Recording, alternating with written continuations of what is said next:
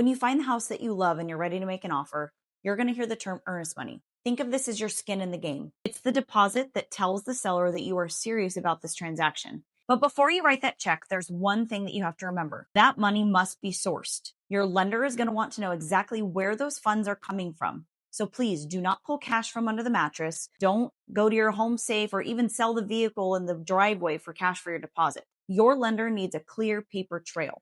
It's important to understand that your earnest money is not an additional fee on top of your loan. It's actually a credit towards your down payment when you close. Once your offer is accepted, that check is cashed and held safely at the title company as soon as we open escrow. It does not go directly to the seller. The good news for buyers is that your earnest money is 100% refundable to you during your inspection period, or what we call your due diligence period, which is typically about 10 days per the Arizona state contract. This is your time to investigate the property, to check out the neighbors, to negotiate any necessary repairs with the seller, and to conduct all your inspections. However, once your due diligence period is over, your earnest money becomes what we call hard. Now, this means that it becomes non-refundable. The only way your money is not protected is if you simply decide to walk away after that period ends. In that case, the earnest money is forfeited to the seller as a concession for taking their house off the market and losing valuable time. Another way that we protect your earnest money here in Arizona is through the appraisal contingency. If the property does not appraise for the agreed upon value, we automatically re-enter negotiations.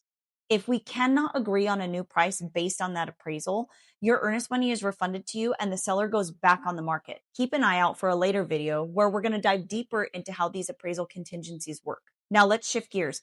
If you're a seller, what should you be looking for when a buyer writes a contract and they're offering earnest money? We want a buyer's earnest money to be hefty enough that it would actually hurt if they decided to walk away. We generally look for about 1% of the sales price, depending on the strength of the offer. For some people, $1,000 is easy to walk away from, but not everybody. We want to ensure that the buyer is held accountable for closing and won't just leave the deal because later on they found something else that they liked better or decided not to purchase. Earnest money is always negotiable, and here at Full Circle Realty Group, we walk you through reasonable expectations to ensure that you're advised properly on what's most beneficial to you, whether you're a buyer or a seller in a transaction when it comes to earnest money.